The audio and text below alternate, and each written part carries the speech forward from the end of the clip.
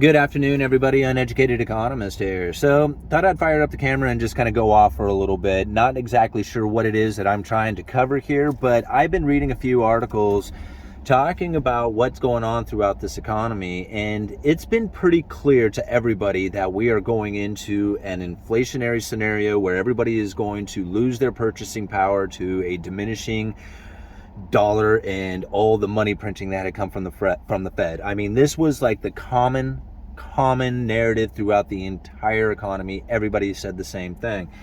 And there's still plenty of people right now who are talking about how the Federal Reserve has lost control, they're going to go bankrupt, and they have all this fear out there, or pushing all this fear about how the Federal Reserve is going to completely fail and your lives and everything attached to it is going to fail with it. Now, I am not trying to say that isn't going to happen, or that you shouldn't prepare for such an event. I feel that you should prepare for such a thing. However, the chances of it happening are probably pretty low. I'm thinking really low.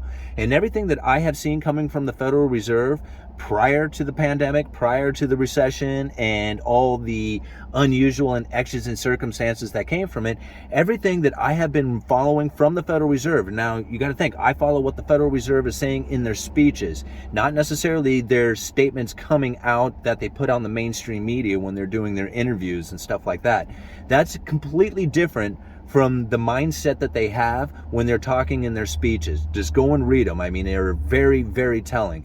And they're difficult. I mean, it's not easy to get through these things. And they do that on purpose so that you won't read them, so that you don't understand. And it's important.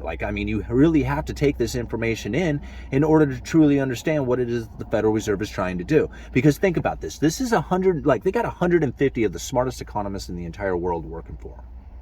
Do you really think that they would be making decisions that would completely bankrupt them? Like cause them to go out of business? I mean, does that seem like an intelligent thing that would happen from them? From the 150 of the smartest economists in the entire world? I mean, if the uneducated economist can call out what the Federal Reserve was planning on doing and doing pretty much the entire time, it's not a secret. It's just people aren't aware.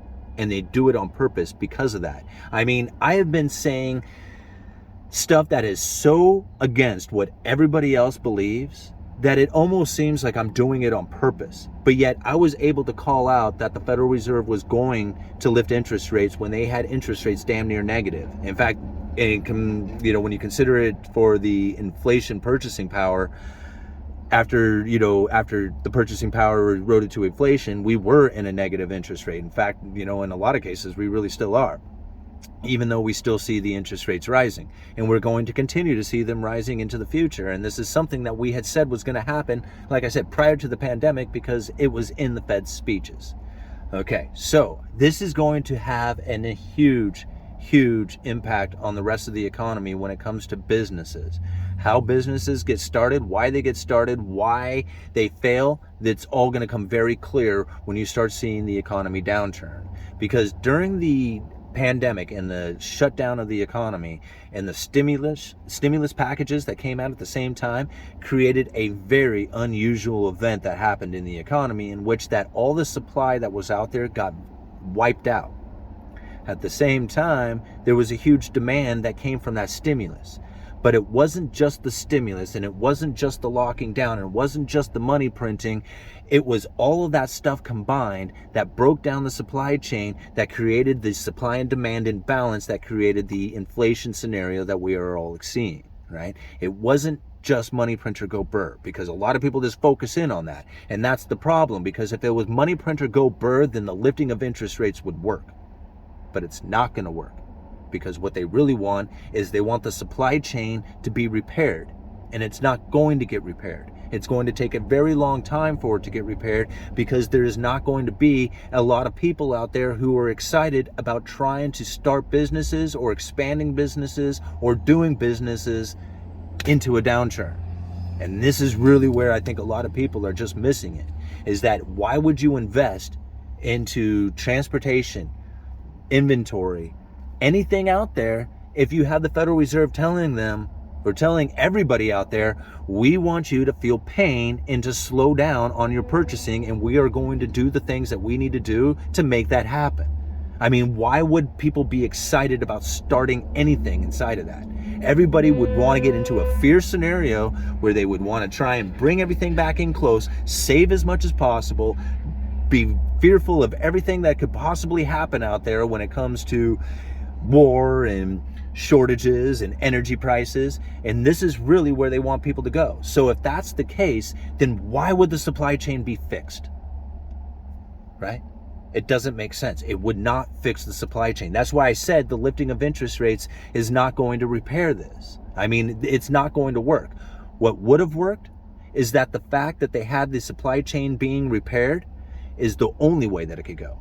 And I'm not trying to say that there was a fix to it. I kind of said that, but that's not the case. If they had focused in on the supply side, right, instead of focusing in on the cutting of demand, then the supply would start to be reestablished because they would want to supply into that demand. You see what I'm saying? It's just like they cut the demand to try and bring the prices down. What they should have done is try to reestablish supply. But that's not what they wanted. They wanted to lift interest rates. That was the whole point of everything here, was so that they could get the interest rates, the Fed funds, up to around that 5%. Now, if they actually get it to 5%, I'm going to be pretty surprised. I mean, they're not too far away from it now, and it does look like they're going to head that way. But if they get to 5%, they are going to create so much pain within the economy, especially if they leave it there for any length of time. They are going to create so much pain within the economy that people are not going to be able to take it. We are going to go into a major depression. There's going to be very few businesses started. People are going to lose their jobs. They're not going to be able to afford the food and energy and homes and rents and clothing and all that other stuff. And so it's going to be like a real on full depression.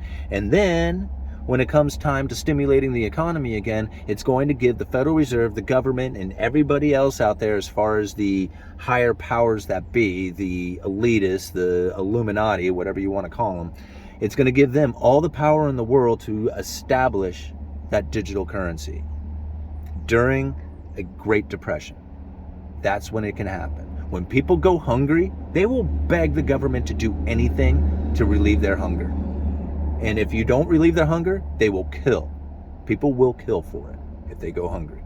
So you can really change the way things are done. We know this monetary system is coming to an end. The lower bound of 0 on the interest rates makes it a very ineffective tool for the Federal Reserve to conduct their monetary policy by dropping interest rates. So once they hit that lower bound again, they're stuck. They're at 0. That's why we had such massive stimulus programs, why we had such massive money printing, is because they were at the lower bound and they needed to do something that was really going to be in like the shock and awe event.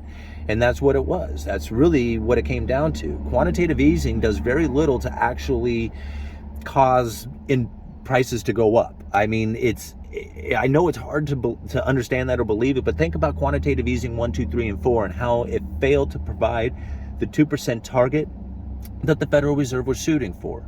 But yet this time around, we got it big time. Why? Because we had stimulus and we had shortages and we had all the narrative out there of all the money printer go burr, and people believed it and they acted accordingly. Now what's going to happen?